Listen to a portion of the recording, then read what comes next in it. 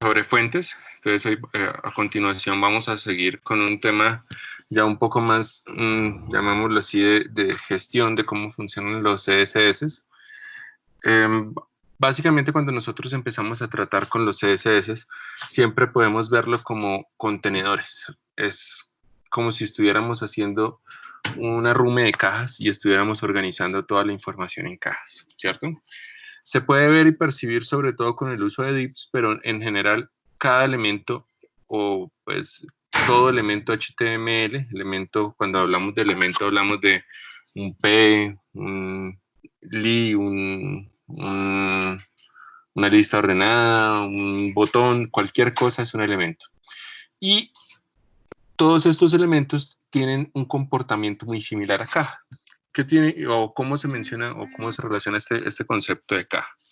Básicamente, cuando nosotros hablamos de este concepto de cajas, lo que vamos a ver es una herramienta contenedora que nos organiza no solo nuestros contenidos, sino pues cómo el contenido se ubica dentro de los elementos. ¿Listos? Entonces, por ejemplo, siempre que trabajamos con un CSS, nosotros vamos a tener una cajita por acá que es lo que llamamos el borde.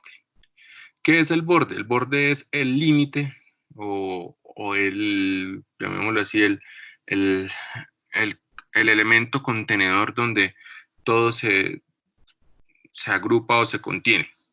¿Listos? Y lo que está adentro del border es lo que llamamos contenido. Esto de acá es el contenido. Existen dos propiedades muy importantes, muy utilizadas y muy conocidas por varios de ustedes. Uno de ellos es el padding y el otro de ellos es el margen. ¿Qué es el padding? El padding es el espacio que va a existir alrededor del contenido, desde el borde hacia el contenido. Y el margen es el espacio que va a haber desde el border a el elemento contenedor de ese elemento.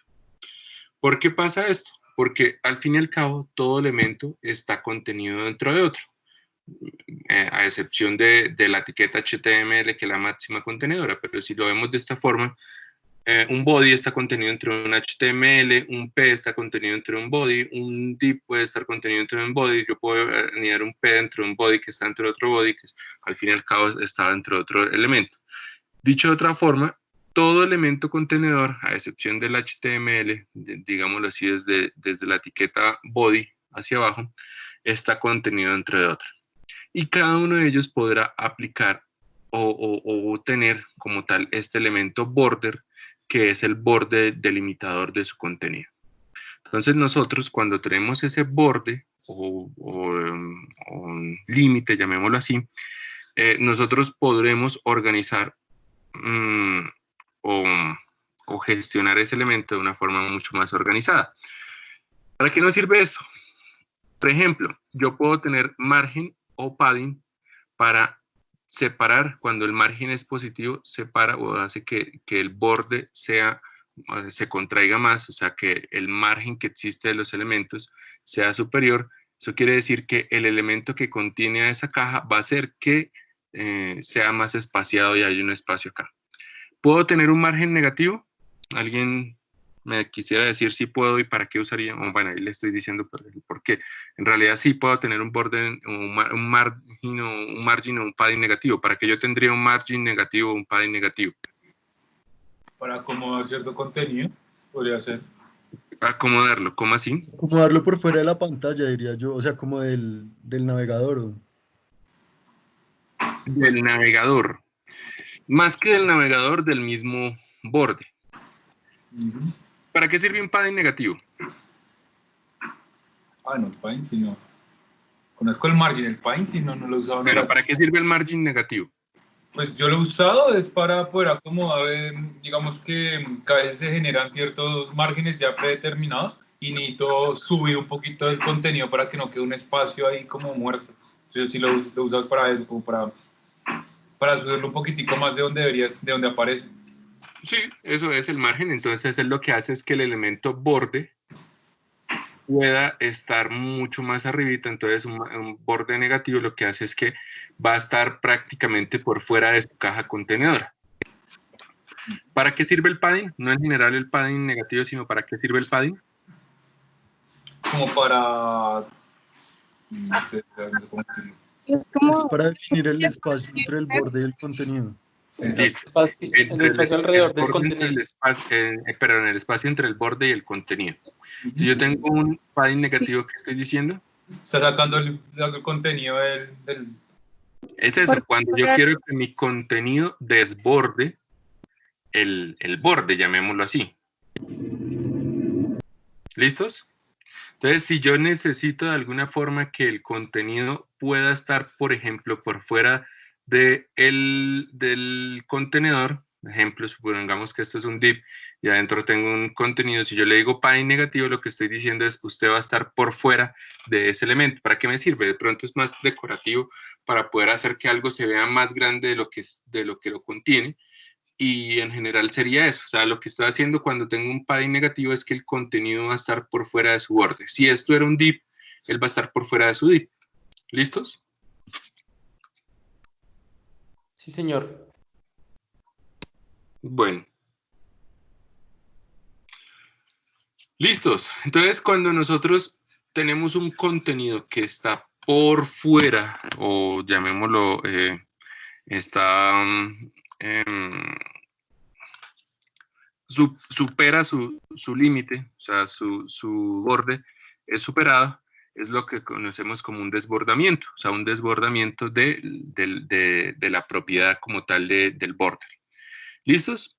Entonces, eso es súper común o súper utilizado. De pronto yo creo que ustedes habrán alguna vez escuchado este overflow. Este overflow lo que nos... bueno, problemas de overflow. A veces yo lo puedo hacer a favor y a veces es un elemento en contra.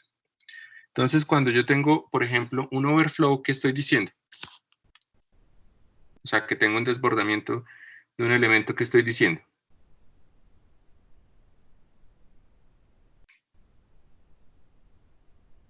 Pues para mí es que el contenido sobrepasa los límites que uno le establece. Exactamente. Entonces, si yo llego a tener este caso en el cual el contenido que yo tengo adentro está desbordando, haciendo overflow de su contenedor, o sea, su border, eso es lo que se conoce como un desbordamiento. Por ejemplo, cuando yo tengo aquí, tengo mi cuadrito de div y yo digo usted va a medir tanto, y entonces pongo un texto y ¡purr! Se me sale por aquí el texto. Eso es un desbordamiento. Entonces existe una propiedad muy importante que yo puedo utilizar para limitar o aplicar ese desbordamiento de una forma mucho más controlada, llamémosla así. Entonces existen básicamente dos estados posibles. Uno es si el desbordamiento está oculto o si es visible. ¿Qué significa oculto? Entonces, cualquier sea el desbordamiento que ocurra, por ejemplo, esto de acá, todo lo que está aquí, no va a ser visualizado.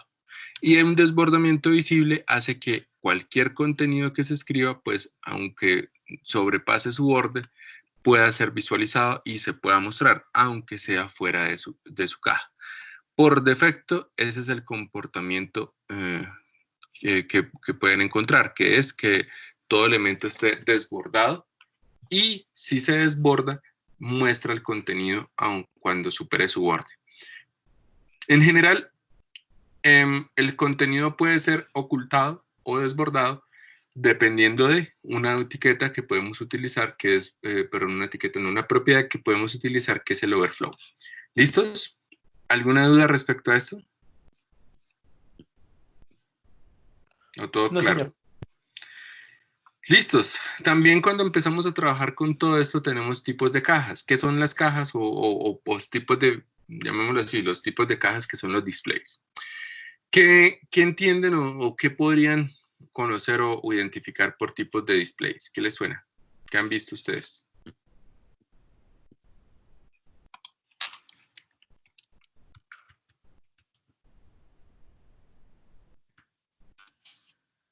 ¿Alguien me quisiera comentar? Pues el blog, lo que yo sé es que... Ah, sigue. No, no, tranquilo. No, pues lo que iba a decir era que, pues, el cómo se muestra es, pues entiendo que es el orden, si yo quiero ver los elementos que voy agregando como uno al lado del otro, de izquierda a derecha, o si los puedo, o sea, los puedo ver hacia abajo, como uno debajo del otro, y si los puedo ver en bloque o cómo los puedo ver. Listo, sí, así es. En general, el display lo que nos, o esta propiedad display lo que hace es que especifica el tipo de representación que va a tener ese elemento. O sea, ¿qué quiere decir esto? Teniendo en cuenta el comportamiento que yo necesite, yo puedo establecer si, por ejemplo, va a ser en bloque, o sea, hace que todos los elementos que están ahí se van a comportar en un bloque.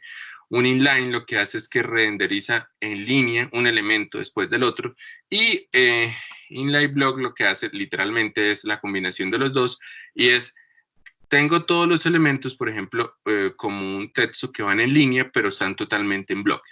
Eso es una forma de, llamémoslo así, organizar o representar estas cajas, porque siempre tenemos que ver esto como si fueran unas cajas contenedoras. Y pues en general que nos permitan a nosotros que ocupen, o sea, sobre todo esto es muy importante, ocupar un espacio y reserve como dentro de ese árbol de elementos ese espacio para poderlo organizar. Tenemos una propiedad adicional que no la puse aquí, que es none, que es literalmente como un gone, o sea, como un idle, como un no existe, que sería como un estado adicional que podemos tener. ¿Sí, señor? Para ocultar todo el contenido, ¿no? Sí, el non es equivalente a un gone, o sea, se fue, no existe, ya no está ahí. ¿Qué diferencia existe? Por ejemplo, muchas veces pasa eso que yo oculto un elemento, pero simplemente es el ocultamiento de visibilidad, más no el ocultamiento de espacio. En general, cuando yo trabajo con los elementos, yo debo representar como esos dos posibles estados de no mostrarlo a no existe. Si yo tengo, por ejemplo, aquí un div o en general cualquier elemento y yo digo, usted está oculto, es diferente a decir que usted no existe. Que usted esté oculto significa que ocupa un espacio, y si yo tenía, por ejemplo, un inline y tenía otros elementos, aquí me va a mostrar, es que este espacio está vacío, pero aquí al lado hay otro elemento. Muy diferente a un estado no existir, que es el elemento como tal, literalmente no existe. Existen otros tipos de display, combinaciones, entre otros tipos de elementos que pueden trabajar, pero básicamente se resumen o se pueden identificar como con este estilo. Perdón, me fue la mano. Hay varios que están relacionados con bloques, con listas, con tablas, con elementos inline, entre otros. Pero a grandes rasgos podríamos decir que se pueden tratar como estos tres estados, estos cuatro estados. ¿Listos? Tenemos otro, perdón, para el otro lado. Que son los layouts. Los layouts básicamente lo que nosotros nos permite es trabajar un poco como pues como con estos elementos a manera de posición, llamémoslo así, y entender dependiendo de cómo yo quiera organizar la distribución de estos contenidos. Entonces, yo puedo tener diferentes contenedores, más que todo formas de organizar estas cajas, podríamos decirlo, y esto nos determinará, por ejemplo, qué tipo de organización va a suceder en este contenedor de cajas. Hay de diferentes tipos. Por ejemplo, yo puedo hablar de una grilla. Una grilla es cuando yo tengo un elemento al lado del otro y genero como esa rejilla o esa grilla que me da una organización muy fija, muy limitada. Por ejemplo, puedo trabajar con los posicionados. Entonces, en ese caso es cuando yo necesito que pues, tengan una posición fija. Tenemos uno que sea flotante, por ejemplo, que yo los tengo ahí, es una posición relativa. a cada uno de los elementos que yo pues defina. Tengo, por ejemplo, definido como una tabla como tal de CSS. Entonces esto se comporta más como una tabla. Tengo también el Flexbox, que es básicamente un poco más lineal, o sea, es un comportamiento más a manera de blocking line que me permite pues agrupar los elementos más, llamémoslo así, uno después del otro. Y estos layouts prácticamente es lo que a nosotros nos permite organizar un poco mejor el contenido. Hace parte también de uno de los tipos de display que yo puedo combinar y utilizar. ¿Listos? Por ejemplo, cuando tratamos posiciones como, un float, esto es sobre todo muy utilizado en las imágenes, cuando yo quiero que una imagen se ajuste al contenido. De hecho, podemos hacer un pequeño ejercicio con alguno de estos, ya que estamos por acá. Entonces, no tengo visual, no. Un segundo, voy a abrir visual.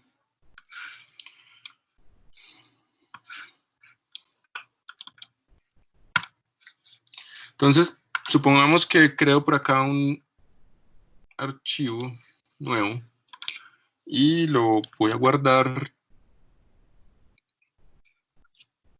Ejemplo,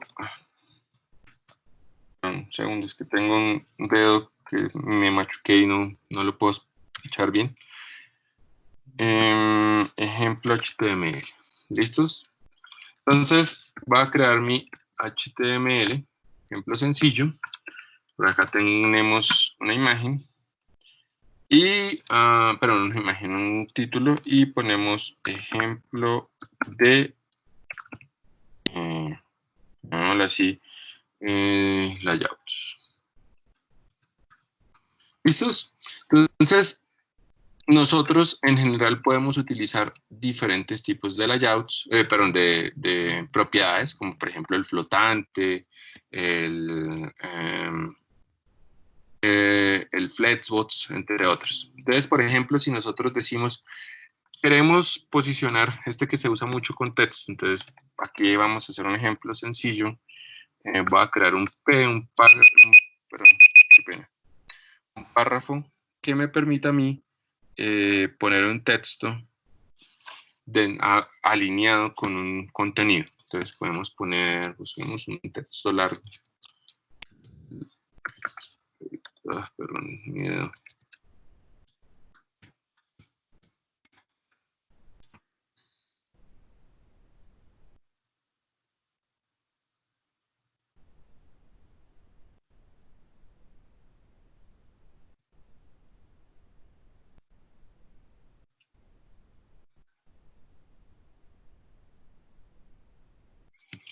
Listo, entonces,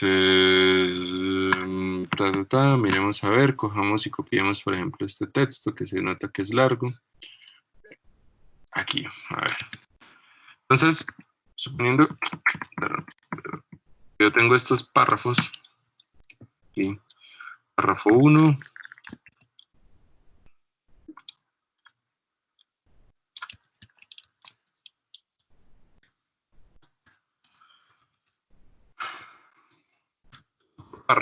párrafo 2,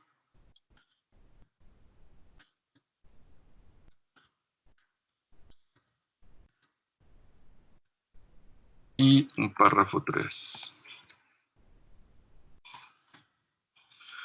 Entonces, si quisiera, por ejemplo, utilizar una imagen, puede ser por acá. Vamos a poner la imagen acá.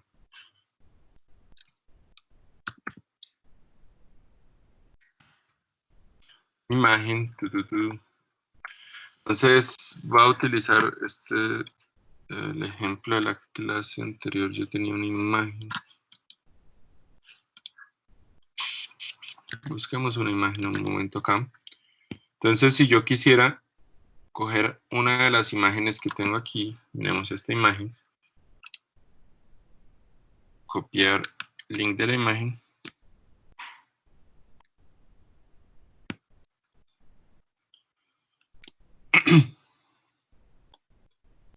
Entonces, yo puedo poner la imagen acá. Y si en este momento miramos cómo se ve esto, vemos un momento cómo se ve esta imagen. Entonces, ¿dónde fue que lo guardé? Control. Guardar como, y creo que quedó en el usuario. Listo, entonces quedó en el usuario.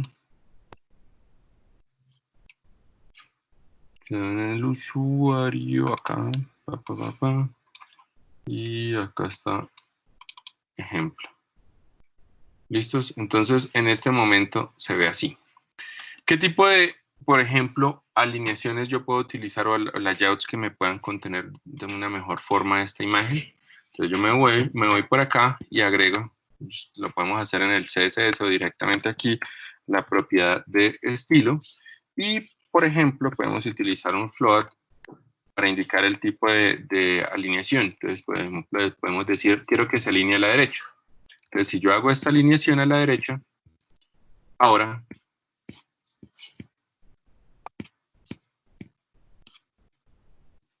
acá. Ahora la imagen va a estar alineada a la derecha y va a hacer que el contenido se ajuste a ese alineamiento. ¿Listos? Entonces, los elementos, sobre todo de posicionamiento, nos permiten a cada uno de nosotros interactuar de una mejor forma con los elementos visuales que tenemos en pantalla. ¿Vale? No sé si alguien tenga alguna duda hasta acá. Profe, ¿y eso de blog inline, eso también es para imágenes? O sea, que se le... No, en general, lo que pasa es que veámoslo de esta forma.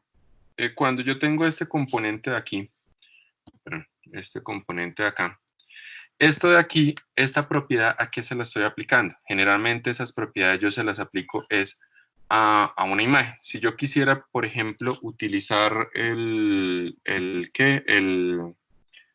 contenedor, no sé, un flex. Un flex, ¿cómo se utilizaría?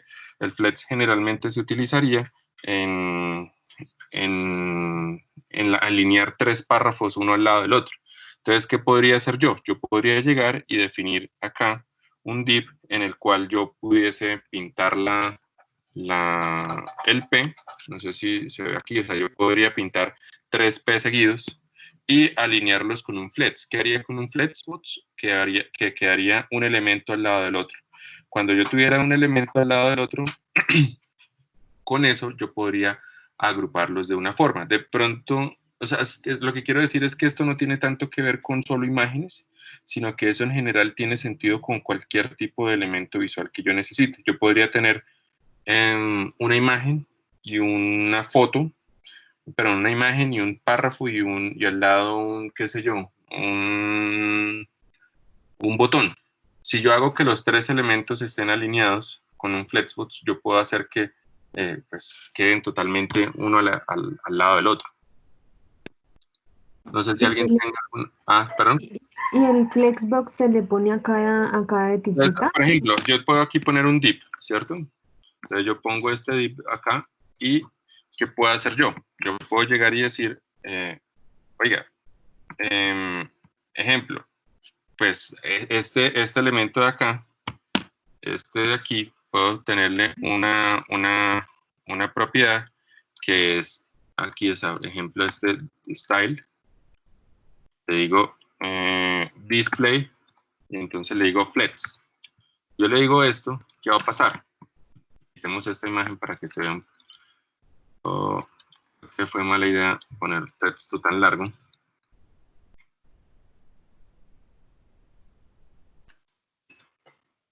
Entonces, ¿qué va a pasar con esto?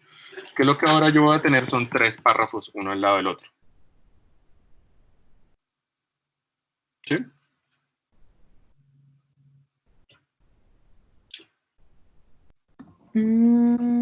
Y si tuviera, por ejemplo, no sé, 12 párrafos ahí que lo sigue dejando... Pone 12 párrafos uno al lado del otro.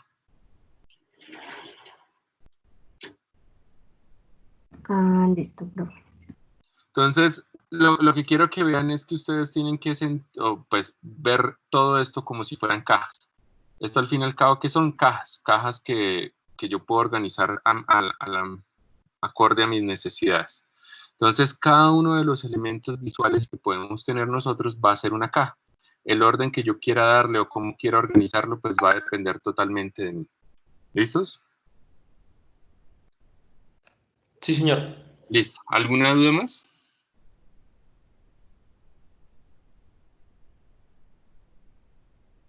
No, señor.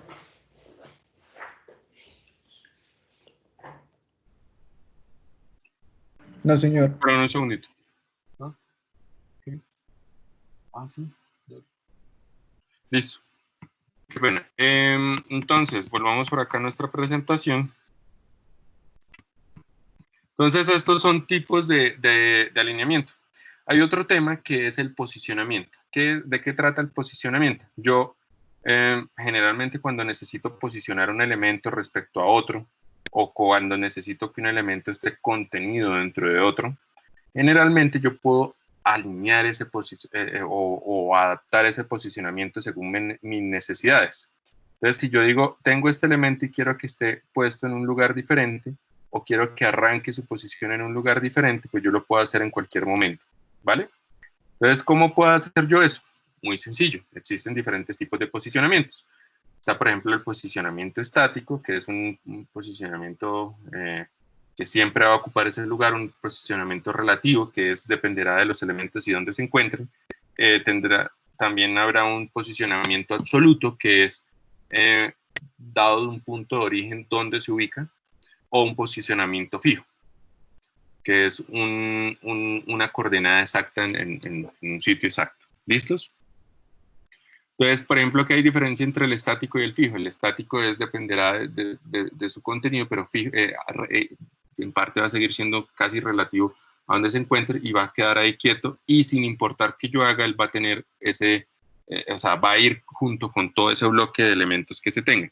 En cambio, el posicionamiento fijo, pues, va a estar ahí, y si yo muevo algo, pues él va a seguir fijo ahí en ese punto. ¿Listos?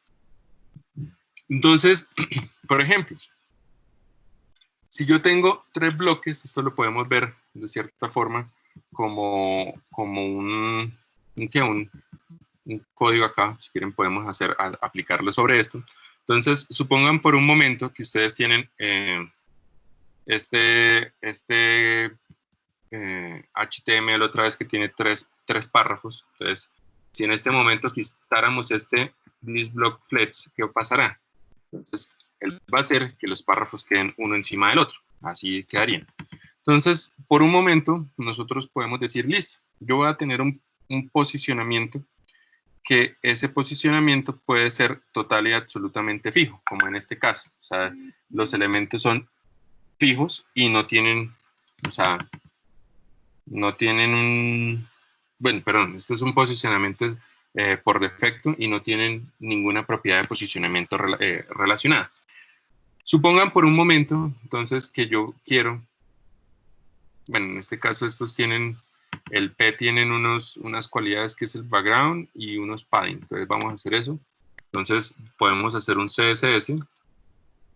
Aquí nos podemos inventar un CSS donde tiene un border padding y margin. Listo.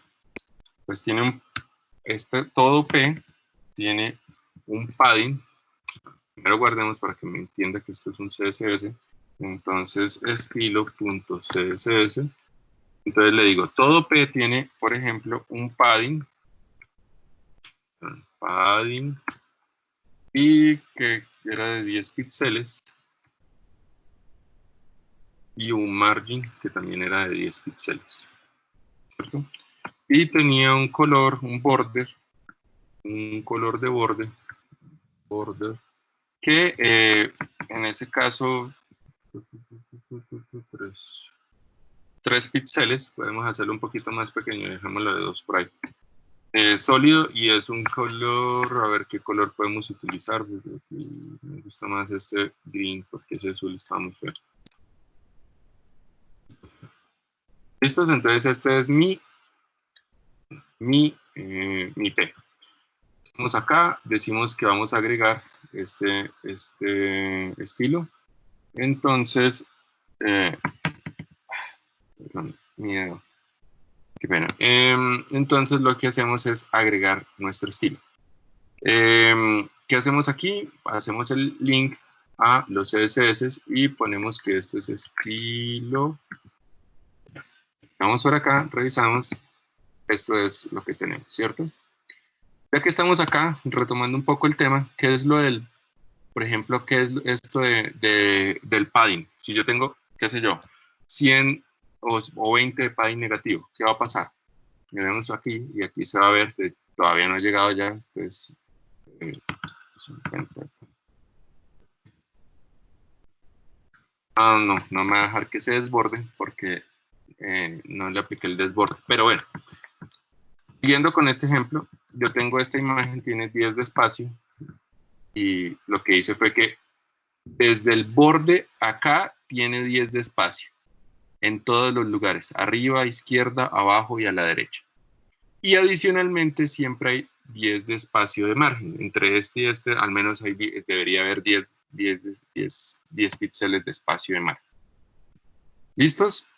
Ya tengo algo parecido a esto. Entonces, ¿ahora qué pasa? Por ejemplo, un posicionamiento relativo. ¿Qué significa un posicionamiento relativo? Que va a ser relativo a algo en particular. En este caso, podemos hacer que el segundo era así, el segundo sea relativo.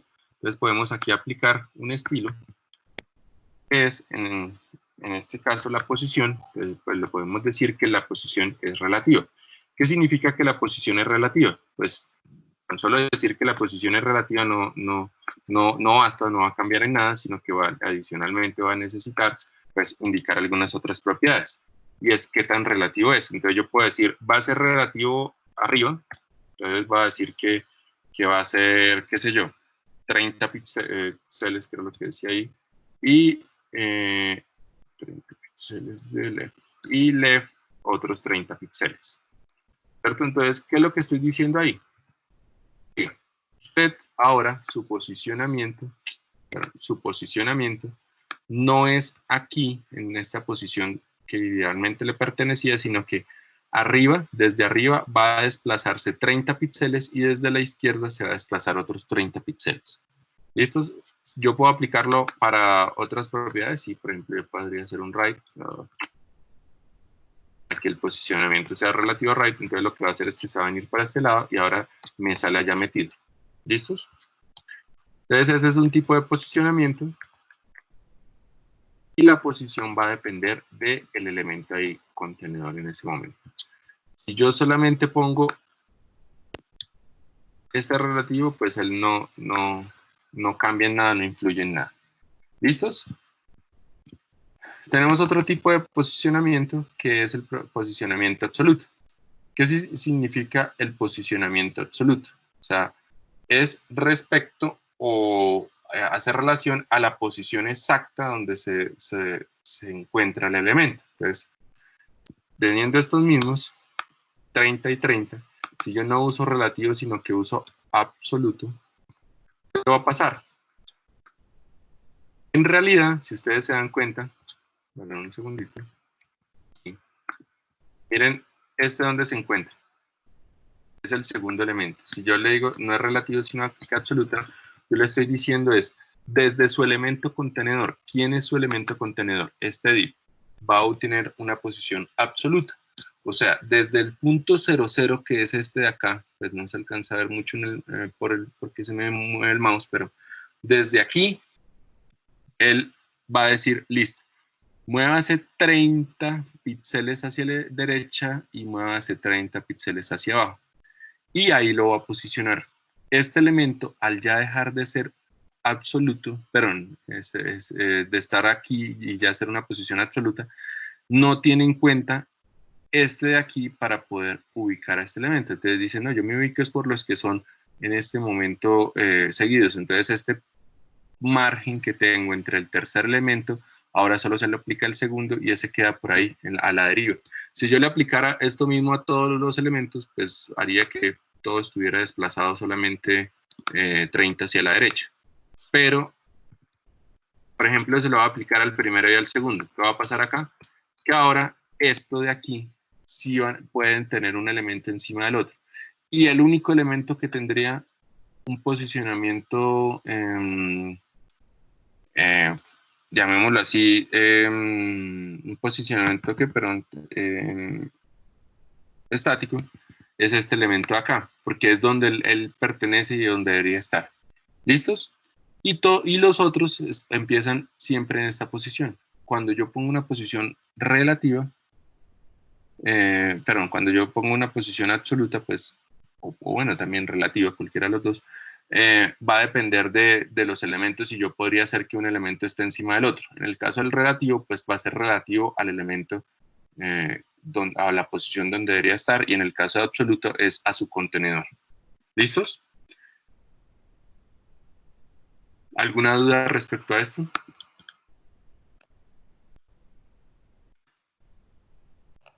No, señor. Listo, entonces continuemos. Continuamos por acá. ¿Listos? El posicionamiento fijo básicamente es cuando yo considero la posición en particular de ese elemento, y es o llamémoslo así, de forma absoluta. En general, cuando yo tengo este posicionamiento fijo, yo estoy prácticamente que haciendo una definición desde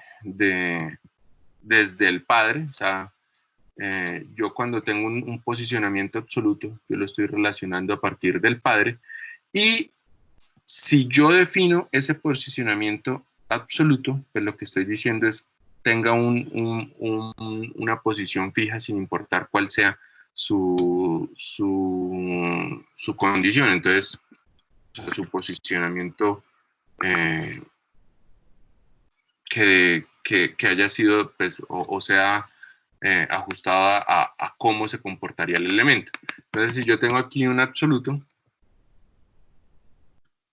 entonces este posicionamiento es fijo respecto a su padre. Si yo tengo en general el posicionamiento del elemento en mi contenedor, o sea, en mi contenedor div, ese posicionamiento se considera fijo, pues debido a que depende de una ubicación como tal del elemento. ¿Listos? Bueno, respecto al manejo que ustedes le pueden dar del proyecto, pues básicamente lo que ustedes pueden hacer es... Perdón. Profe, una pregunta. ¿Sí? No entendí muy bien la diferencia entre el absoluto y el fijo. O sea, ambos dependen como de su contenedor, ¿sí? Pero no entendí la diferencia entre los dos. En general, cuando yo tengo un posicionamiento fijo, por ejemplo, las propiedades que yo puedo tener, o sea, como tal, el posicionamiento absoluto es básicamente el mismo posicionamiento fijo. Lo que pasa es que si yo parto de que el fijo, o sea, ¿qué es el posicionamiento fijo? Es donde ubico yo el elemento a partir de una coordenada exacta. Entonces, ¿por qué se le llama fijo o de cierta forma absoluto? Porque yo no importa dónde está la presentación acá. Si yo muevo el elemento, o sea, él siempre va a tener esa misma posición. Si yo estuviera utilizando, por ejemplo, un posicionamiento como tal absoluto, el absoluto lo que dice es a partir de su padre muévase tanto. Exactamente el posicionamiento fijo, o sea, es el comportamiento que yo le defino como tal, como lógica de dónde lo quiero ubicar. O sea, es el mismo concepto, o sea, es dónde lo voy a poner y queda fijo ahí sin importar que yo mueva esto. Si yo, por ejemplo, pudiese hacer un posicionamiento relativo a donde se encuentran los demás, pues podría poner que alguno de los elementos tenga un posicionamiento fijo a partir de uno que es relativo, pero entonces eso, perdón, un segundo que alguien está intentando ingresar. ¿Dónde está un momento, voy a la llamada, un segundo por acá.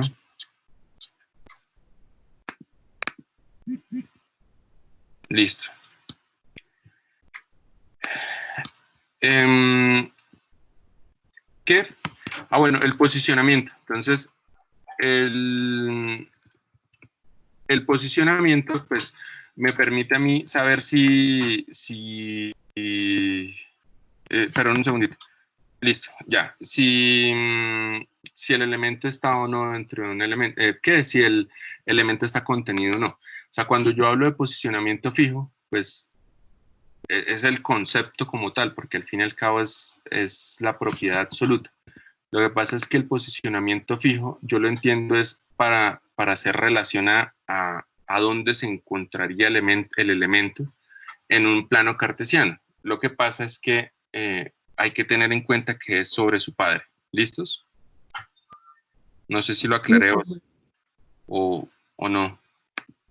Segundito que sí están, sí, ya entró. Es que hubo alguien que se salió. ¿Listos? Bueno, eso es por acá. Voy a mostrarles entonces ahora.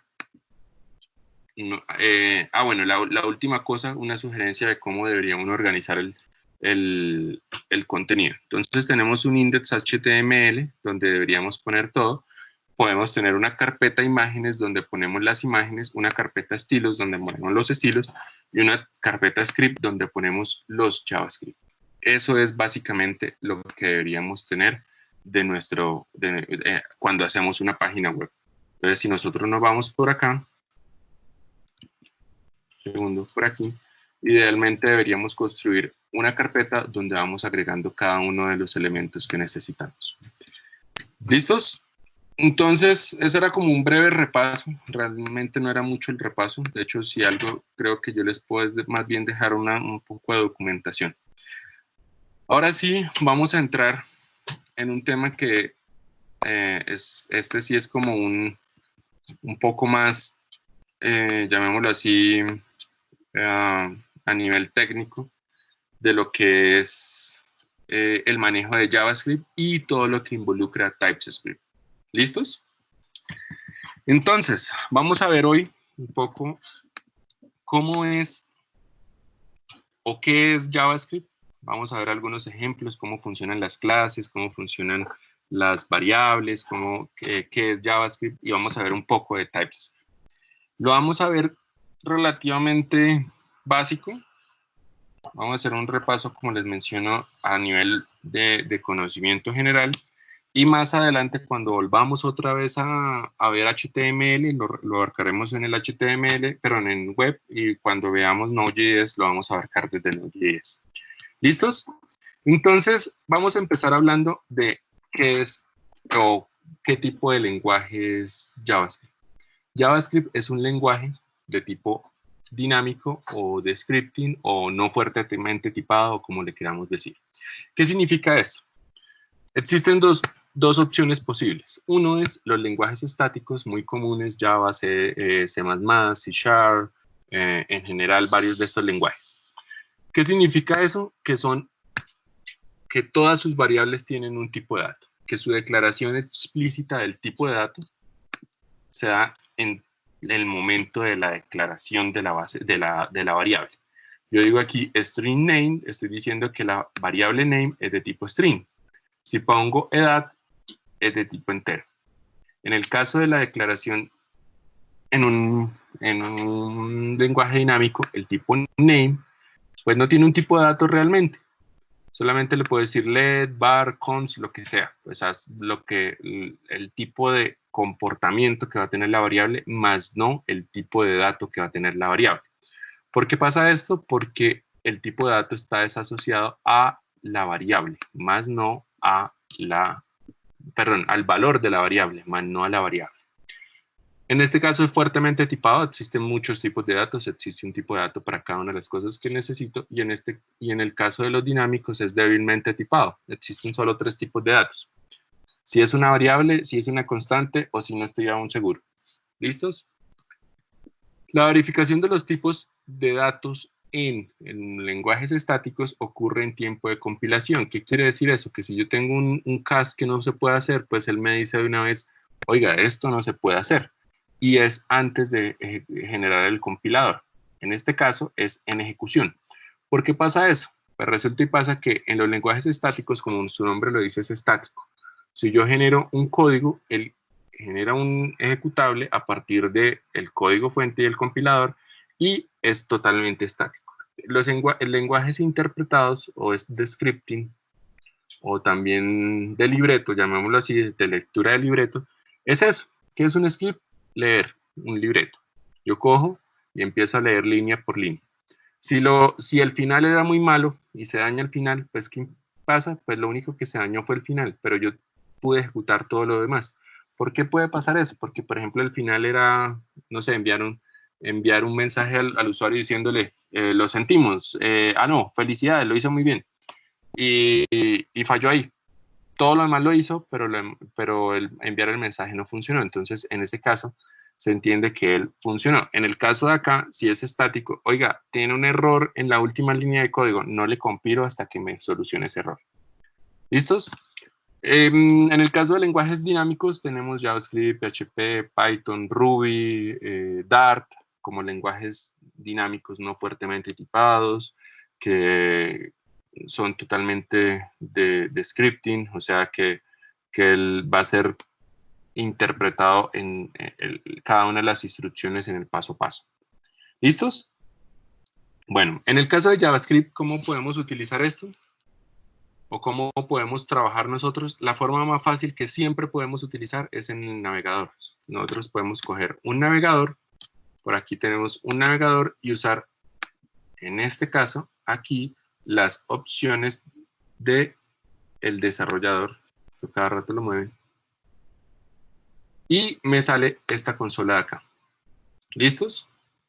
Entonces, en esta consola de aquí, yo ya puedo ejecutar código JavaScript. Puedo hacer cualquier tipo de código que yo necesite. Entonces, puede ser, en este caso, no es Chrome, pero pues lo puedo utilizar, lo puedo hacer en Firefox, lo puedo hacer en cualquier lenguaje. ¿Por qué pasa esto? Pues resulta y pasa que JavaScript es un lenguaje que nació principalmente para Internet. Al ser un lenguaje no fuertemente tipado, es fácil de trabajar. Al ser un lenguaje no fuertemente tipado, también se presta para hacer de scripting. ¿Qué quiere decir eso? Que si algo falló mal, algo salió mal, pues sale solo ese pedazo mal y todo lo demás lo intenta hacer. ¿Cómo puedo yo trabajar en él? Fácil, sencillo. Yo puedo, por ejemplo, aquí crear una variable let a igual a hola mundo. Y si imprimo a, lo selecciono y me dice que es console.log de A, me dice que es A. ¿Listos? Hola mundo. ¿Puedo yo crear funciones acá? Sí se pueden crear. Entonces ahí nos decía, creamos una función que se llame sumar. Entonces, la función recibe dos parámetros, A y B. Y lo que hace esta función es lo siguiente. Entonces, retorna A más B. Au. ¿Vale? Entonces, si yo digo sumar 1 más 1,3 me dice 4. Le digo sumar esto más esto, me dice el valor. ¿Listos? Se puede, como tal, en cualquier momento usar JavaScript solamente con tener un navegador a la mano. Eso es lo fácil de usar JavaScript. ¿Por qué se puede así? Porque todos los navegadores tienen un intérprete de JavaScript. ¿Listos? En el caso de Firefox también lo puedo hacer. En general, en prácticamente cualquier navegador moderno lo puede hacer. Bueno, entonces, por acá, ahora sí empezamos a hablar un poquito de Node.js. Ustedes hace 2 semanas, más o menos, instalaron Node, ¿cierto? Voy a abrir por aquí PowerShell, para que se vea exactamente igual. Tengamos los mismos comandos. Listos. Tengo aquí PowerShell. Bueno, ¿qué es Node? Node.js, como les dije hace un tiempo y recordando un poco más, es coger el motor de Chrome. Por ejemplo, este también es el motor de Chrome, aunque no es Chrome, es el motor de Chrome. Si ustedes van por acá y revisan, yo estoy en este momento usando Microsoft Edge. Al fin y al cabo dice, este proyecto es posible gracias a Chromium. Chromium es un proyecto open source que es el que da origen a Chrome OS y Chromium OS y Chrome, un montón de navegadores más. O sea, es lo que está detrás de Google Chrome en general. Resulta y pasa que dentro de todo esto existe una cosa que es el motor V8 de Chrome. El motor V8 de Chrome es el motor de renderizado. ¿Qué significa esto? Que es el que se encarga de, como en nuestro caso, JavaScript es un lenguaje interpretado. Este motor se encarga de entender JavaScript y WebAssembly y escribir el código que necesita para ejecutarlo en C++. Esto es usado por Chrome, Node.js y un montón de cosas más. Tiene soporte para un montón de arquitecturas y en este momento es el mejor intérprete de JavaScript que se conoce. ¿Por qué? Porque, como les digo, lo usa Chrome, lo usa en este momento Edge, lo usa Opera, lo usa... prácticamente no lo usa Firefox, es el único que no lo usa. ¿Y por qué no lo usa Firefox? Porque también es muy bueno que siempre existe una alternativa. Y en este momento Gecko es una excelente alternativa, porque si solamente nos quedáramos con una plataforma, es posible que esta plataforma pues decayera y ya no fuera tan eficiente. El hecho de tener una competencia es muy bueno. Safari también usa parte, bueno, en realidad es al revés. ¿Cómo nació este motor? Todo nació de KHTML. No sé si alguno de ustedes, amante del software libre, usó alguna vez KHTML. Usó Conqueror. Bueno, más bien, si alguien ha usado KDE, seguramente alguna vez habrá visto Conqueror. Conqueror es el navegador que está detrás de todo el kit de desarrollo de KDE. KDE a su vez está basado en Qt y es un entorno de escritorio que se encuentra para pues, la mayoría de las distribuciones Linux. KHTML es un motor de renderizado y dio origen a lo que en este momento pues, es Chrome. En general, fue creado a partir del navegador Conqueror y lo cogió Apple en el 2003 para hacer Safari, del cual creó un producto llamado WebKit. Cuando crearon WebKit lo creó totalmente Apple, o sea, fue hecho un proyecto open source por parte de Apple. De hecho, si ustedes se dan cuenta, ahí está el loguito de Apple, del Safari. Y es el motor de renderizado que se basó en esta herramienta. Después de un tiempo, Google lo tomó y Google dijo, muy buen framework, entonces empezó a ayudarlo también y le impulsó con Chrome. Sin embargo, en el 2013, Google dijo, lo siento, Apple ya no me permite tener flexibilidad como yo lo quiero en este motor, y desde el 2013 se bifurcó en lo que ahorita es Blink. Y dentro de ese Blink está todo lo que básicamente se encarga de Chromium, Chrome, Opera, Microsoft Edge y todas estas cosas. Entonces, básicamente lo que yo hago es coger el motor de renderizado y coger el motor de intérprete que es V8 y dar origen a todos estos tipos de navegadores. Chromium, Chrome, Opera, Brave, Vivaldi, Matstone, Microsoft Edge. Todos esos en este momento usan, por un lado, para entender e interpretar JavaScript V8 y por el otro para renderizar Blink. En realidad, los dos nacen del mismo proyecto, o sea, al mismo tiempo. Sin embargo, el V8 sí siempre ha estado como motor desde su inicio. Si ustedes van y miran V8,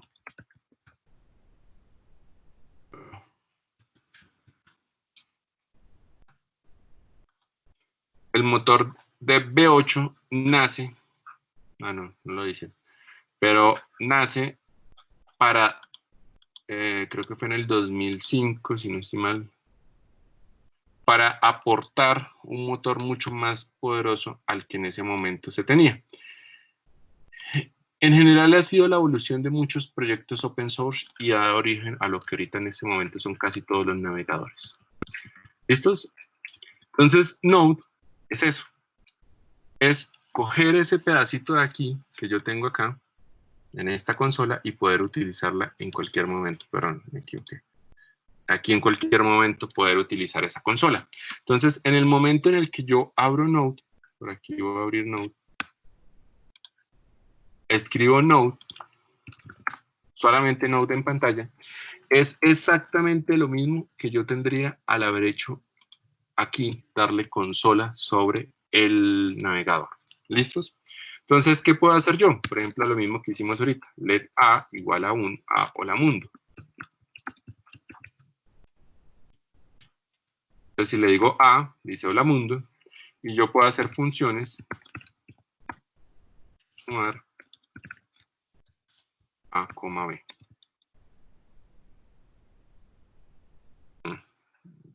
Entonces aquí pongo return A más B. Entonces yo digo sumar 4,9 me 4,9 y me da 13. ¿Listos? Entonces, ¿qué es Node? Véanse de una forma sencilla. Es poder ejecutar esta misma consola sin la necesidad de usar esto de acá. Perdón, esto de aquí, o sea, esto de aquí que es el navegador. O sea, en general, es tener en mi terminal esta consolita acá. Eso es Node. Es ese mismo motor y corriendo desde el lado terminal, llamémoslo así. ¿Para qué me sirve eso? Para que yo pueda ejecutar código JavaScript no desde un navegador, sino que desde el lado servidor. Para que al ejecutar ese código, pues pueda hacer cosas desde el servidor. ¿Listos? ¿Alguna duda hasta acá?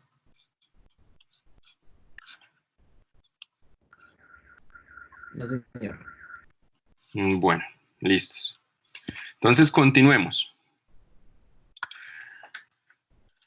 Podemos hacer lo que necesitemos. Node es básicamente un intérprete de JavaScript desde el lado del servidor. Toma el motor de renderizado de JavaScript V8 de Chrome y lo pone a disposición de nosotros.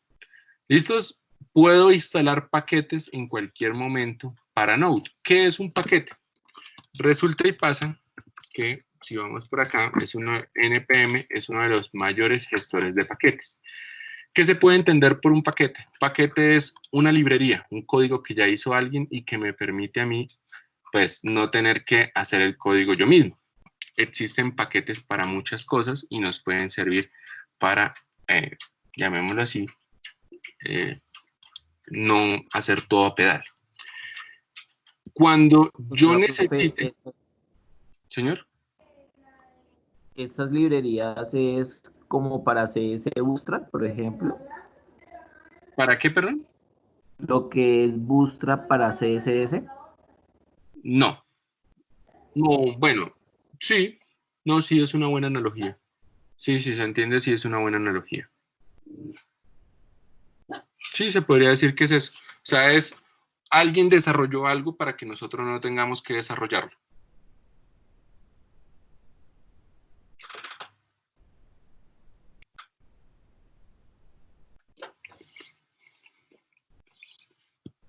¿Listos? Entonces, ¿cómo se instala un paquete en Node? Existen varios gestores de paquete, pero el más conocido en este momento es NPM. Entonces, yo puedo llegar y buscar un paquete que yo necesito. Existen paquetes para todo. Creo que ustedes ya lo habían hecho en la primera clase, pero entonces acá les voy a explicar un poco cómo funcionan esos paquetes. Entonces, qué sé yo, uno de los que vamos a trabajar es Express. Express no es el mejor. Aquí, de hecho, podremos encontrar algunos frameworks que me permiten trabajar mucho mejor que Express, muchas menos líneas de código. Pero, ¿qué es Express? Express es una herramienta fácil que me permite crear un frame, o sea, una forma de exponer mis servicios o exponer o montarme un servidor de código JavaScript del lado servidor. La forma de instalación es muy fácil. Entonces, generalmente, si yo necesito un paquete, lo único que tengo que hacer es instalarlo. Me salgo de aquí, control D para salir, instalarlo donde yo necesite. Entonces me voy por acá, desarrollo, y por ejemplo, Victia Porte 2, va aquí a crearme una carpetica que va a ser ejemplo.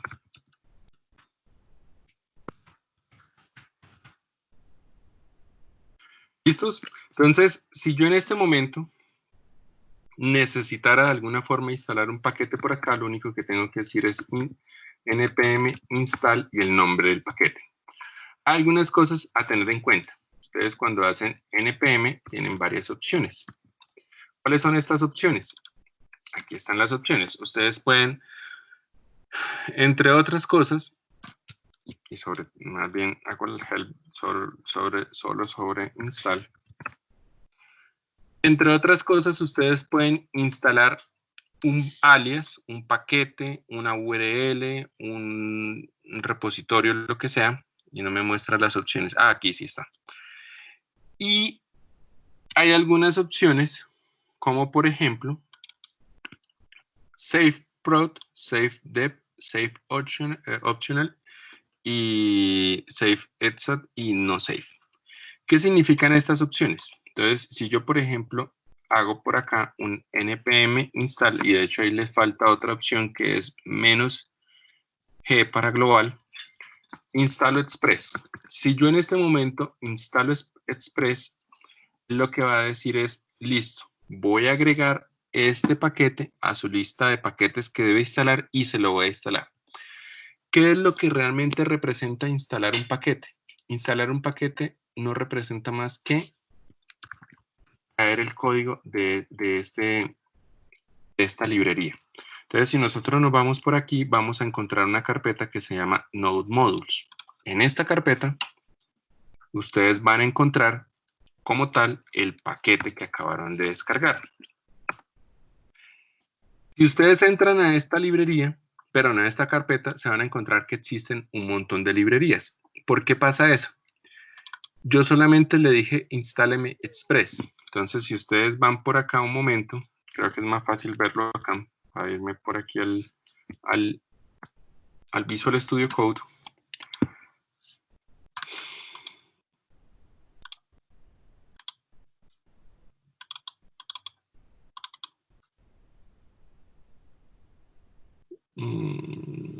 Se me olvidó cómo lo llamé. Ejemplo solamente. Listo. Entonces, si nosotros nos vamos por acá, vamos a encontrar nuestra carpeta Express. En nuestra carpeta Express siempre va a haber una cosa que es en realidad en cualquier proyecto siempre va a haber un archivo que se llama package.json. Resulta y pasa que cuando ustedes entran aquí van a encontrar dos cosas, uno que se llama dependencias y otro que se llama dep dependencias. ¿Qué significa cada uno de ellos? Dependencia significa que es una dependencia o una librería adicional que él necesita. Entonces ustedes dicen, ¿qué quiere decir eso? Que para yo poder instalar Express necesité instalar Assembles, necesité instalar Array-Faden y necesito instalar Body Parser, necesito instalar Bytes, necesito instalar Content Positions, Content Type, Cookies, todas estas cosas. ¿Listos? Estas librerías son las que voy sí o sí a necesitar instalar. Entonces la última es Body. Entonces aquí está mi última librería que yo necesito. Entonces ustedes dicen, pero es que yo aquí veo más. Por ejemplo, yo no veo, a ver, MS creo que no está acá. Entonces, ¿por qué pasa eso? Aquí ya me instaló MS, pero yo no necesito MS. ¿Por qué pasa esto? Porque existe alguna librería que yo necesite para poder instalar ese paquete. Entonces, para eso existe esta cosa aquí que se llama package-lock. Entonces, él lo que dice es, oiga, si usted requiere instalar, para poder instalar ese paquete, usted necesita Assembles. Para poder instalar Assembles necesita MIME Types y Negotiator. Entonces ustedes dicen, bueno, ¿y cómo o por qué necesito yo MS? Entonces MS se requiere porque debug, o sea, este paquete, cuando ustedes usan esta de acá, debug requiere instalar el paquete MS. Aun cuando yo no lo necesitaba con Express, o sea, Express no lo necesitaba directamente, él lo necesita instalar. ¿Listos? ¿Alguna duda respecto a eso? No, no, señor. Bueno, entonces continuemos por acá.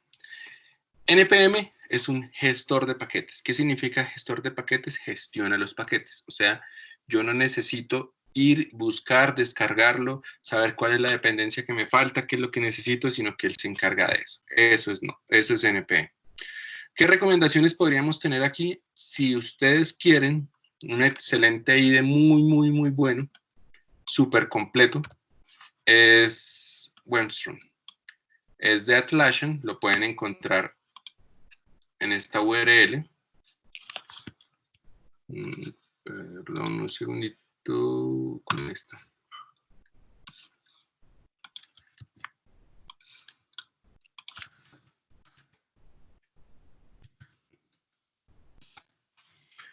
De Atlassian, no, de JetBrains. ¿Quién es JetBrains? Es una compañía que se dedica única y exclusivamente a hacer IDEs. Tienen para mí los mejores, muy buenos. Lamentablemente son pesados porque están hechos en Java, entonces son muy pesados, pero son muy buenos. Tan buenos que uno de sus productos es lo que da origen a Android Studio. Lamentablemente es de pago, pero si ustedes tienen una cuenta .edu, pueden solicitar licencia de cada año y pues pueden irla renovando.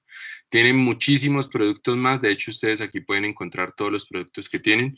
IntelliJ IDEA es el de desarrollo en Java y que incluye Android Studio. O sea, esto es un Android Studio mucho más grande, porque de hecho Android Studio lo que hace es que coge IntelliJ IDEA y lo recorta.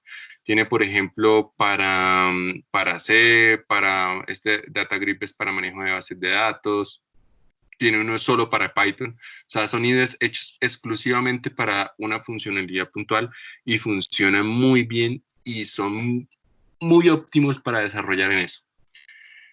Si no, ese code en su defecto o cualquier IDE que necesiten, en realidad no necesita mucho, pero esa sería como la segunda opción. ¿Listos? Vamos a ver ahora sí un poco de JavaScript. De hecho, aquí hago una aclaración y es que aunque en esta clase les mostraré lo bueno y lo malo que hay de JavaScript, incluso mostraré algunas cosas muy malas y le diré, por ejemplo, para este tipo de cosas jamás deberían utilizar JavaScript. No quiere decir que no recomiende JavaScript y me parece un buen lenguaje teniendo en cuenta algunas cosas que existen por ahí. ¿Listos? Entonces, primero que todo, la sintaxis de JavaScript, es muy similar a Java, PHP, C# en general. Tenemos operadores para hacer pues, los diferentes conectores que necesitamos. Las variables son sin tipo y tenemos también condicionales, tenemos whiles, for, ciclos, do while, lo que necesitemos. Aquí ya viene algo muy importante, el manejo de las funciones. Las funciones aquí son bien interesantes. Por ejemplo, una función puede ser un parámetro de otra función. ¿Qué quiere decir eso? Aquí en JavaScript las funciones son prácticamente un objeto. Una función es un objeto. Y yo puedo tener, de cierta forma, un objeto que pueda ser pasado a otra función y así sucesivamente. Puedo tener funciones con parámetros y aquí hay algo muy interesante, por ejemplo, en JavaScript, que es que si yo tengo 5 parámetros y yo espero recibir 5 parámetros y paso 7, pues no pasa nada. Si paso 7, pues él me descarta los demás. ¿Listos? En general tengo un elemento de retorno también, que es el return, que puedo retornar cualquier valor. ¿Listos? Tengo arrays. Tengo dos tipos de arrays, entonces son en general los arrays que conocemos, que yo tengo, por ejemplo, array en su posición 5, o los arrays asociativos, y que son estos de aquí, que es a partir de una clave de un objeto. Esto nos lleva un poco a hablar de algo que Pues básicamente es la definición de un JSON. No sé si ustedes en este momento, por ejemplo, alguien me quisiera compartir o decir qué es un JSON. Un JSON es como muy parecido a los objetos en JavaScript, pero con unas comillas diferentes o sea, agregadas en las propiedades.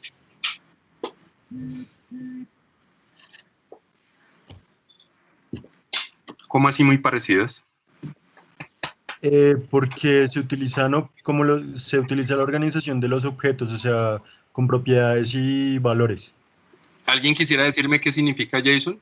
JSON es el acrónimo de JavaScript Object Notation o notación de objeto de JavaScript. Lo que usas para tener un arreglo de datos teniendo en cuenta cierta palabra clave que los está distinguiendo.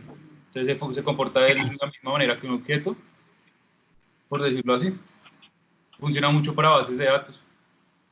Bueno, como lo mencionan un poco, JavaScript Object Notation, también conocido como JSON, es eso, es una notación de un objeto en JavaScript. ¿Cómo yo noto un objeto en JavaScript? El JSON nace con JavaScript.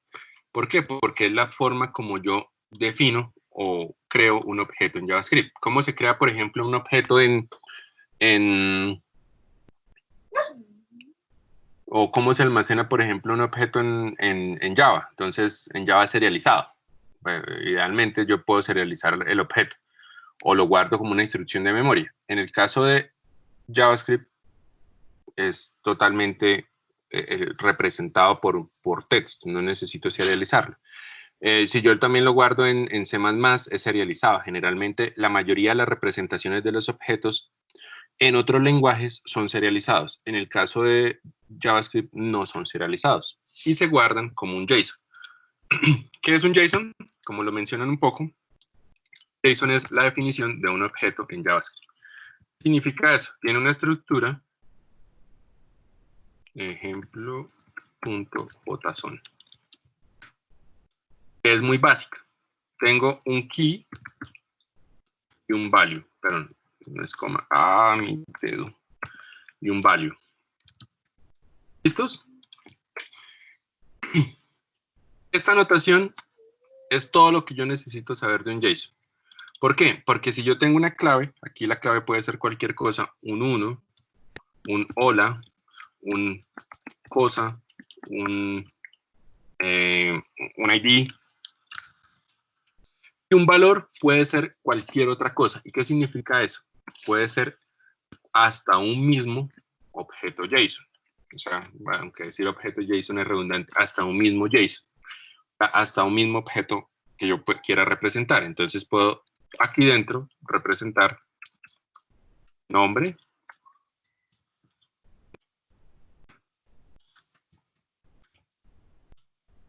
y apellido,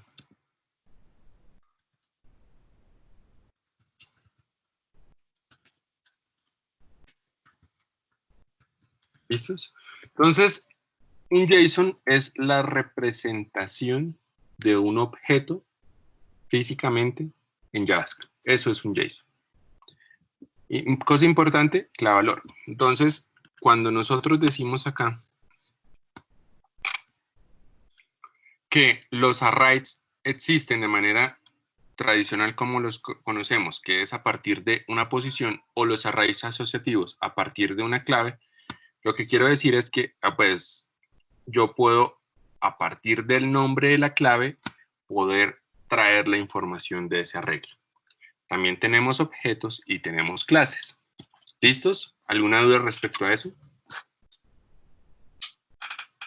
No, señor.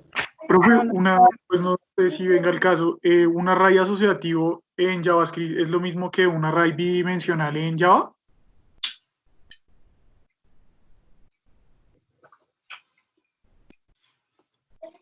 En este momento me estoy intentando acordar qué es un array bidimensional en Java. ¿Qué es un array bidimensional en Java, perdón?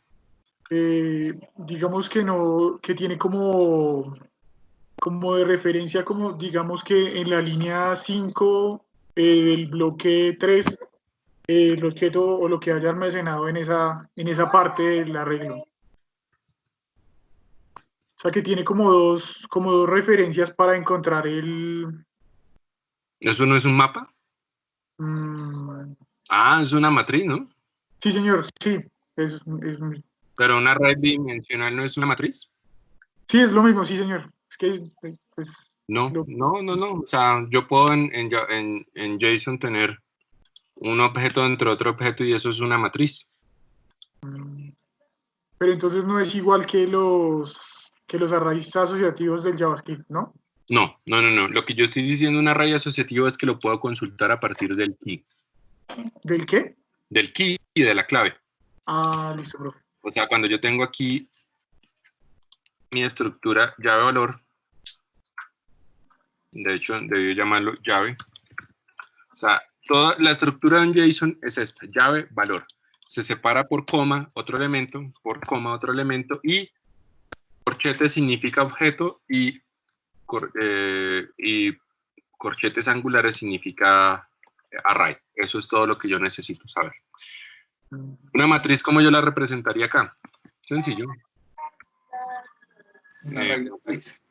Entonces podría tener esto de acá. Entonces, primer objeto, el 1, tiene... bueno, me falta acá los corchetes. Entonces, el 1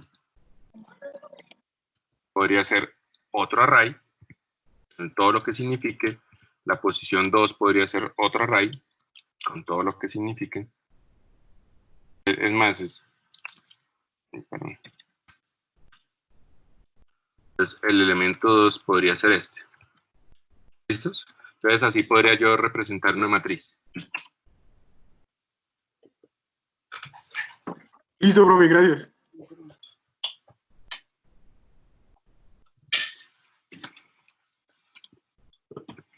¿Listos?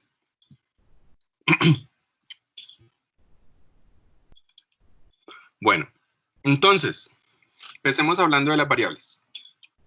Las variables en JavaScript se denotan dependiendo de la versión de JavaScript, porque aquí hay que aclarar algo. Existen versiones de JavaScript. La más aceptada en este momento es el estándar Emacs, o lo que se conoce como ES 2015, perdón. No, sí. 2016 es como una de las más aceptadas que solucionó muchos de los problemas. Resulta y pasa que todo esto es un estándar llamado Emacs Script, que es, a grandes rasgos, las especificaciones de este lenguaje de programación. Cumplen un estándar ISO y anteriormente era muy flexible esto y tenían unas cosas como, por ejemplo, var, y era mucho menos fuertemente tipado y tenía unas debilidades a nivel de estructura que de estos que se desprende el uso de TypeScript. Pero básicamente JavaScript nace como un lenguaje demasiado permisivo y llamémoslo así, que dejaba mucha responsabilidad al usuario, o sea, al programador. El programador era el responsable de definir muchísima lógica de este lenguaje. Y como dice esta película, todo poder conlleva una gran responsabilidad. Si yo delego toda la responsabilidad en el desarrollador, también delego todo su poder y todo lo que eso involucra. JavaScript es un lenguaje que permitió mucho y entonces con el tiempo intentaron solucionarlo y se crean algunas cosas como un let. ¿Qué significa let? De hecho, vamos a ver un ejemplo por acá entre la diferencia entre let, var y cons. ¿Listos? Entonces vamos a abrir Node y en este momento, no sé, de pronto más bien cambio la pantalla a New Tab para presentar. Y aquí sí abramos PowerShell.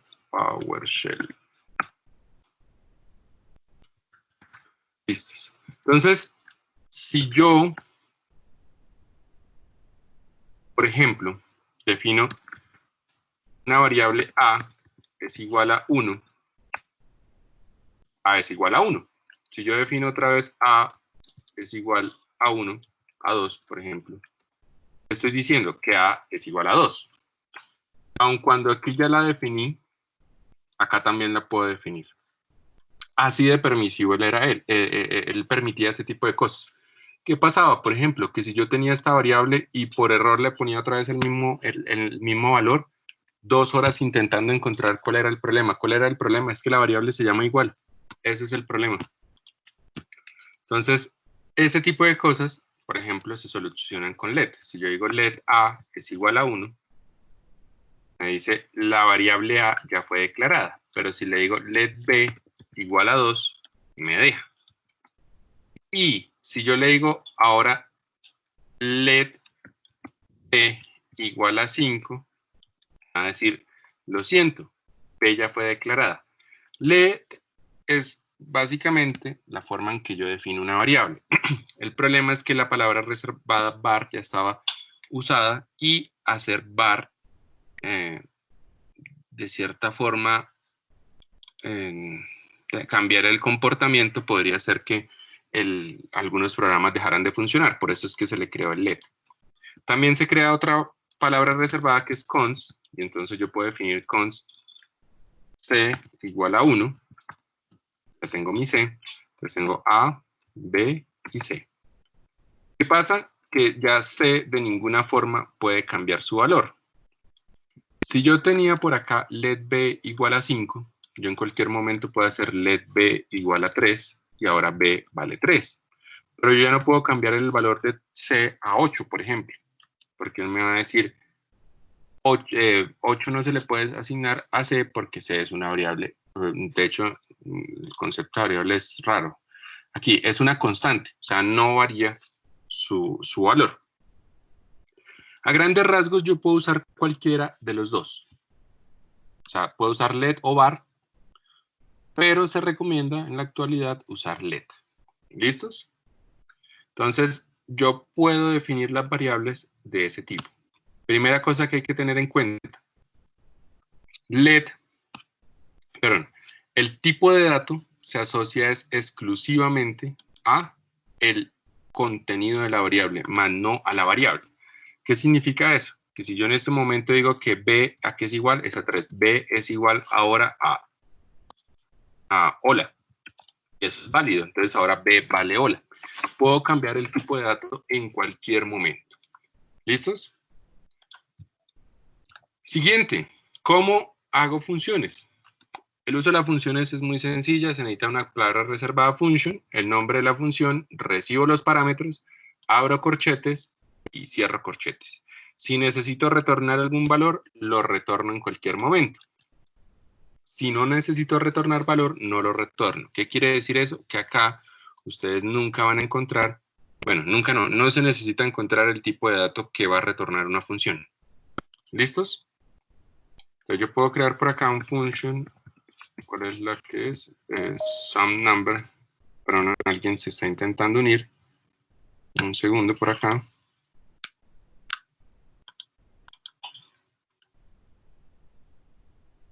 Alguien dejó el chat. Listos. Entonces yo puedo crear una función sumar donde recibo parámetros, entonces sumando 1, sumando 2, sumando 3. Y puedo retornar o no retornar algo. Si yo solamente quiero, por ejemplo, imprimir en pantalla console log sumando 1 más sumando 2 más sumando 3 y lo cierro, en este momento tiene una función. Miremos algo un momento. Entonces yo llamo sumando, entonces tengo 1,2,3. ¿Cuánto nos da? Nos da 6. 1 más 2 más 3, 6. ¿Qué pasa si yo, por ejemplo, hago esto?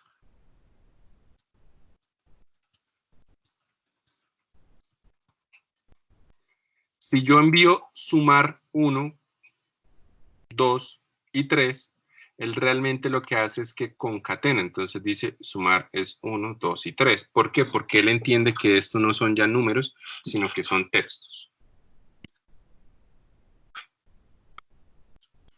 ¿Listos? ¿Alguna duda?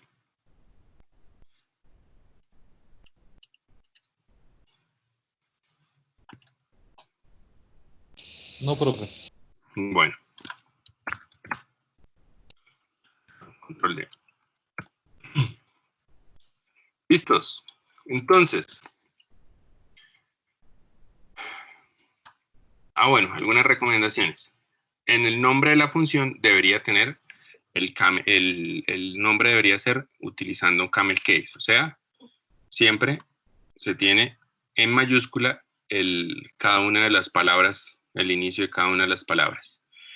El corchete siempre debe permanecer en la misma línea de la función y la entrada viene como argumentos en general que yo necesite y separados por comas.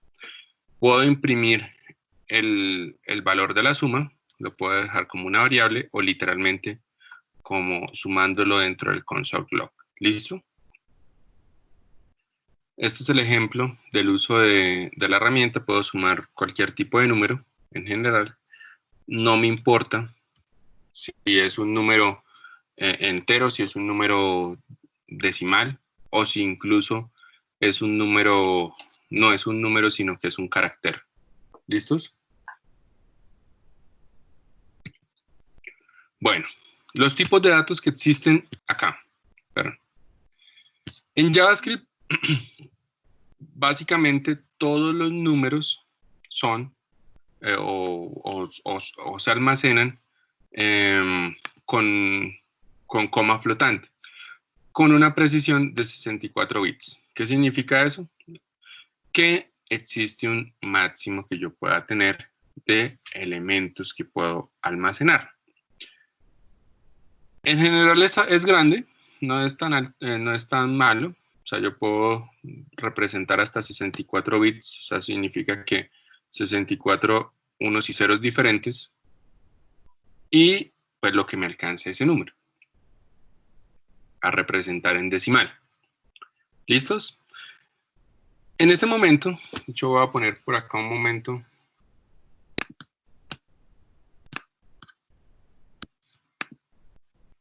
Entonces, como les mencionaba, el tipo de datos siempre va a estar asociado no a la variable como tal, sino al contenido de la variable. Entonces, si yo defino un let n igual a 5 y le digo console log y le digo type of de ese tipo n, me va a decir que el tipo de dato de n es number, pero en realidad no es el tipo de dato de n, es el tipo de dato de lo que vale n, es number. Si yo, por ejemplo, defino que n, bueno, aquí en este caso es un bin, si yo defino que un número binario que se representa con 0b y el número, entonces 1, 0, 0, 0, 0, 0, 0, 1, entonces si yo imprimo en este momento ese número, él me va a decir que es 257. Él siempre representa, aunque esté en binario, los elementos en decimal. ¿Listos? Si yo en este momento imprimo el tipo de dato de bin, me va a decir que también es número. Al fin y al cabo, los números siempre se guardan como números. Todo lo que esté relacionado como un número, así sea entero, flotante, double o en general binario, se va a almacenar con un tipo de dato number. ¿Listos? Si yo en este momento defino lx es igual a number y convierto ese número a entero, puede ser de dos formas. Yo puedo, por ejemplo, convertir 2.4 a 2.4, que en este caso es un número, o sea, él seguiría siendo un número, me lo va me lo va a aceptar. O también puedo convertirlo a partir de un string. Entonces, si yo tengo un string, lo puedo convertir también en un entero. Si yo tengo un string, puedo convertir ese string en entero siempre que necesite. Si necesito convertir un string en entero, no es cambiarlo a entero, sino que, perdón, si necesito convertirlo a número, lo único que tengo que poner es number y, entre comillas, el valor de ese número. Siempre será el valor de ese número. Acá imprimimos el tipo de dato de X y nos va a decir que él es number. Number es la forma como almacenamos los números. ¿Listos? Por acá.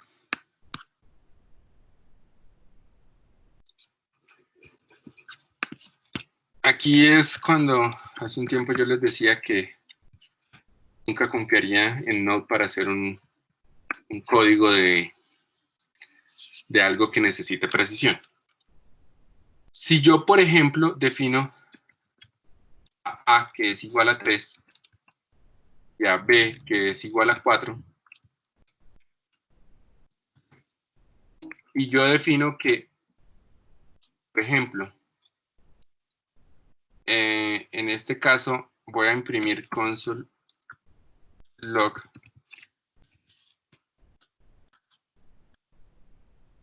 va a ser igual a B sobre A. Él puede hacer esta operación. En teoría, pues esto es un número periódico, no hay la precisión del elemento, pues no es grande, o sea, lo que le da para alcanzar a hacer esa división. ¿Puedo yo dividir, por ejemplo, por 0? Entonces, ¿qué pasa si yo divido este 3 dividido en 0? Él tiene un valor de representación que es infinito. ¿Qué significa eso? Que él no se revienta, sino que simplemente me dice que el valor de esa división es infinito. ¿Qué pasa si yo multiplico A por infinito, por ejemplo? Pues siempre su valor será infinito porque pues en teoría existe un infinito más grande que otro. ¿Listo? Si yo, por ejemplo, divido, yo sé que dividir cualquier número en 0 es infinito. Si yo, por ejemplo, divido 0 entre 0, eso me da es un valor indeterminado. Es imposible dividir eso y me das como tal el valor indeterminado. ¿Listos? ¿Cuál es la capacidad o el número más grande que se puede representar entonces en JavaScript? Básicamente es 2, 4, 6, 8, 10, 12, 14, 16. 16 ceros. Si yo tengo un número grande igual a 1 más 16 ceros, 2, 4, 6, 8, 10, 12, 14, 16. Este es mi número grande. Yo lo puedo mostrar o simplemente llamar grande. Si yo en este momento le digo que sume grande más 1, él va a seguir siendo exactamente el mismo número, porque él ya no puede representar más de ese número. O sea, él le es indiferente cuánto yo lo siga sumando. Si le sumo esto, pues en este caso, él me permitió sumar, pero porque está haciendo es un corrimiento de bits. Si yo intento sumar este 1, él no lo puede sumar acá. Si yo intento sumar este 10, él lo único que va a poder hacer es correr este bit. Pero no tiene mucho sentido que esto siga haciendo esto. Podría poner grande es igual a grande más más y quedarme ahí y nunca podría subir.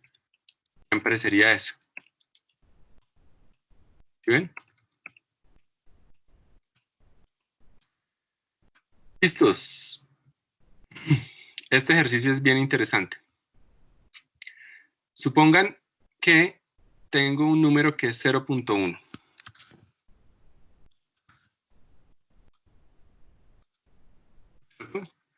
Este es mi número 0.1. Y tengo otro. Y tengo un contador.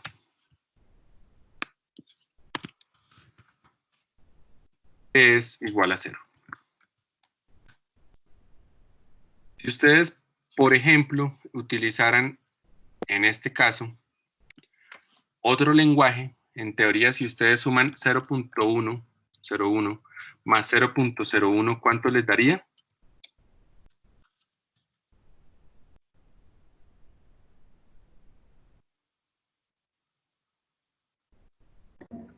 ¿0.02? 0.02. Si ustedes lo suman 100 veces, en teoría esto debería dar 1. Si ejecutamos este código por acá, pues let i igual a 0, punto y coma, y menor que 100, o sea, 100 veces, va del 0 al 99, y más,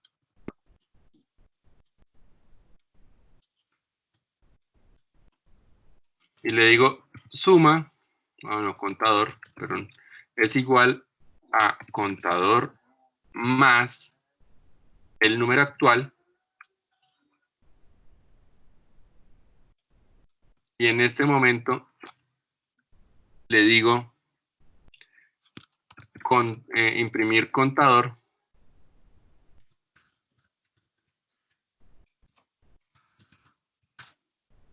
no me sumó el contador,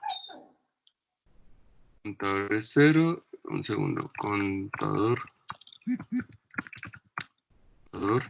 es 0, listo, y, es que es el i, perdón, es aquí i. Mi número, entonces tengo mi número, sí, Creo, y más, creo que falta una R, profe, contador. contador, sí, gracias, muchas gracias. Listo. Y miramos, el valor de esto es 1.00000001607. ¿Qué quiere decir? Que quién sabe dónde, de tanto ir sumando cosas, se le fue perdiendo cosas. Ustedes dicen, solo sumando un número que tiene, dicho de otra forma, si ustedes estuvieran sumando centésimas de segundo, entonces sumen 100 centésimas de segundo. ¿Eso cuánto le da en teoría? Un segundo. Y varios ceros de más, un 7. Y ustedes dicen, ¿y de dónde apareció ese error? Es un error que tiene el lenguaje. Hay errores peores, como es este de acá, que les voy a mostrar. Y en teoría, si ustedes dicen, ¿cuánto es necesario imprimirlo? 0.1 más 0.2. En teoría esto debería ser 0.3, ¿cierto? Miren lo que da. Una suma tan fácil que hasta un niño de colegio podría hacerlo, ya aquí JavaScript empieza a tener problemas. Por este tipo de cosas es que JavaScript no debería ser utilizado para procesar datos críticos. ¿Por qué? Porque si se empieza a equivocar si esto fuera, por ejemplo, segundos, pues ustedes dicen, no, esto es insignificante. Tengan un proceso corriendo, qué sé yo, un año. Al año ya de pronto empieza las cosas a tener un inconveniente técnico a nivel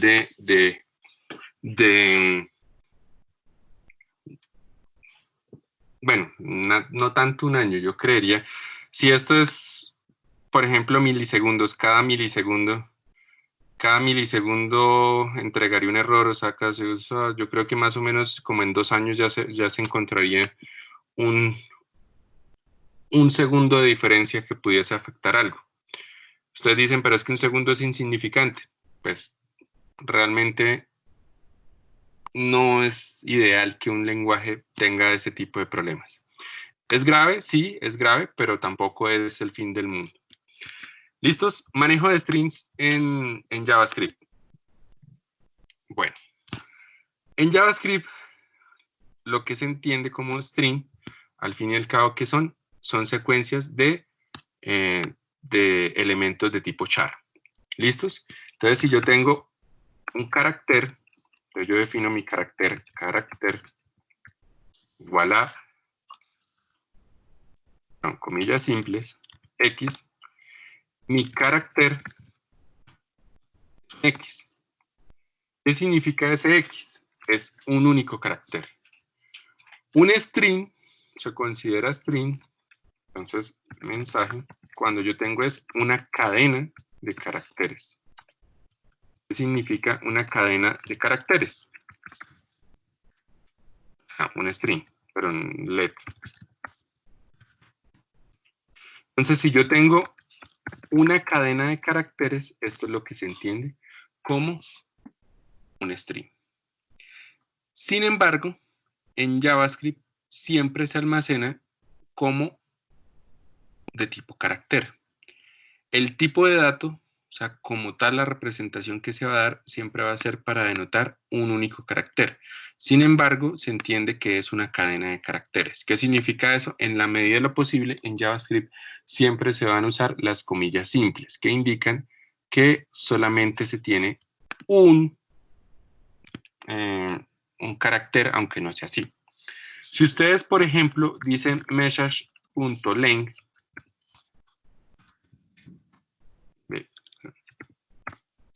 él va a decir, la cadena tiene 4 elementos.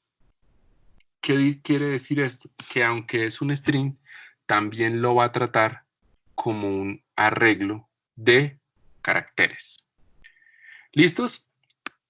¿Qué hay interesante con esto? Entonces, si yo tengo, esto es un objeto de tipo array, quiere decir que si yo elijo la palabra 1, me va a imprimir la O.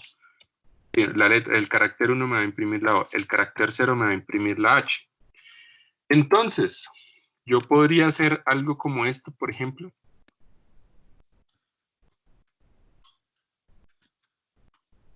Es de decir hola, podría decir mola. En este caso, él me dijo, oiga, sobreescribí mensajes en su posición 0 con M. Pero, si ustedes van y miran en este momento que vale mensajes, sigue valiendo hola. ¿Qué quiere decir eso?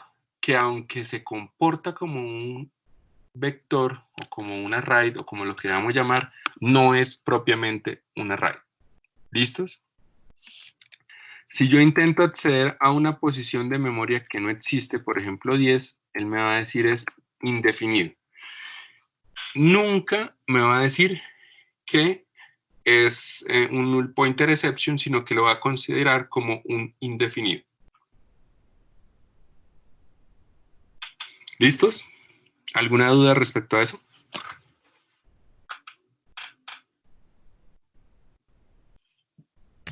No, señor.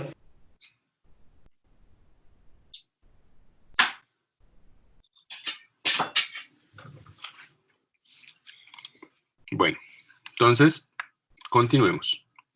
Una aclaración acá. Si ustedes activan el modo estricto, o sea, ponen entre comillas strict, él no les dejaría hacer esto. ¿Cómo pueden poner o definir el modo estricto? Pues es una notación que se puede usar en el intérprete. ¿Listos? Hay que tener en cuenta que aunque no genera error esta operación, no va a afectar de ninguna forma. ¿Vale? Objetos. Entonces esto nos devuelve un poco a lo que habíamos hablado hace un rato. Entonces voy a salir, voy a limpiar todo y vuelvo a empezar. ¿Listos? Entonces yo puedo crear un objeto.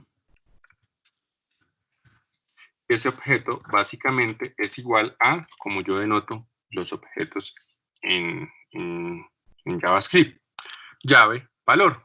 Por aquí tengo una llave. Entonces, por ejemplo, nombre, 2 puntos y el valor, que es yo en este momento defino let objeto igual a esto. Ahora, ¿qué tengo? Si yo le doy console log, tengo un objeto que es este. Tiene una propiedad que es nombre, Juanito. Eso es el objeto. ¿Puedo yo editar las propiedades en cualquier momento? Y la respuesta es sí. Yo puedo en cualquier momento editar esas propiedades. ¿Cómo puedo, por ejemplo, acceder a él? Entonces ahora, objeto. Si yo le digo objeto en su posición nombre es igual a Pancho. Entonces ahora, si yo imprimo el objeto, me va a decir que el objeto es Juancho. ¿Listos? Si yo quiero agregar una nueva propiedad, solamente basta con aquí poner .add. Un momento que me sale una notificación de Teams.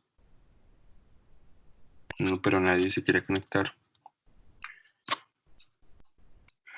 Aquí agrego la posición el punto y le pongo la propiedad que quiero agregar. Por ejemplo, apellido. Aquí puedo poner arcoíris, por ejemplo. Arcoíris. Entonces, en este momento, si imprimo el objeto ahora es nombre Juancho, apellido arcoíris. ¿Qué pasa si yo quiero, por ejemplo, eliminar una propiedad? Entonces, yo quiero eliminar una propiedad. Existen dos formas. Una es muy,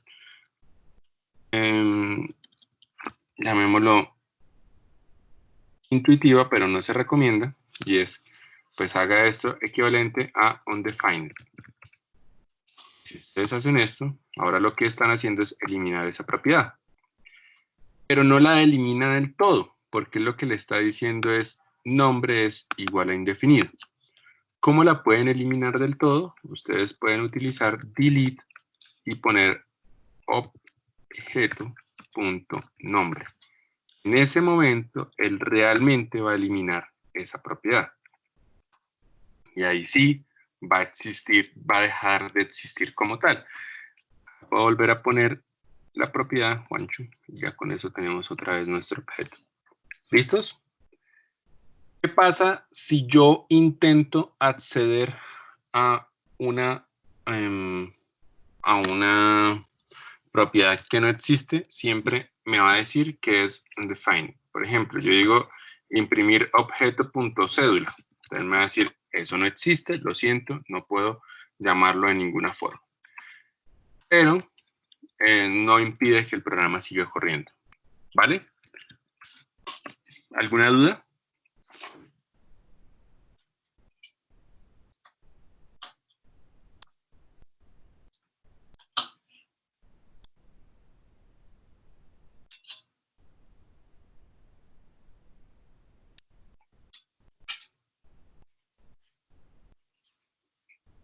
No, profe.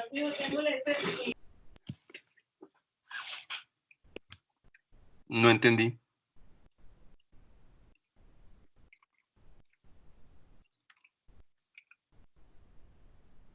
Que no, profe. Ah, bueno, listo. Continuemos.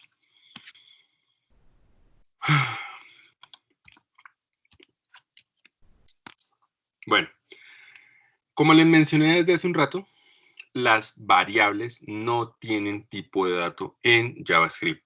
Son sus valores los que tienen el tipo de dato. ¿Listos? Entonces, en este momento, por ejemplo, si yo quiero agregar agregar una variable, digo que x es igual a 5, lo puedo hacer en cualquier momento y digo x es igual a 5. Pero si yo digo ahora x es igual a 5, x es igual a 5. La variable puede cambiar en cualquier momento. Si ustedes miran, por ejemplo, con esto, y le hacen un console log typeof de x, les va a decir que es number. De hecho, no sé para qué hago este console log si al fin y al cabo es number. Pero si yo en este momento le digo que x es igual a 5 y le digo typeof, me va a decir que es de tipo string. Y si yo en este momento quisiera y le digo, no, es que este x es igual a valor 2.5, coma, texto 2.5 y lo cierro. Entonces en este momento ese x es un objeto.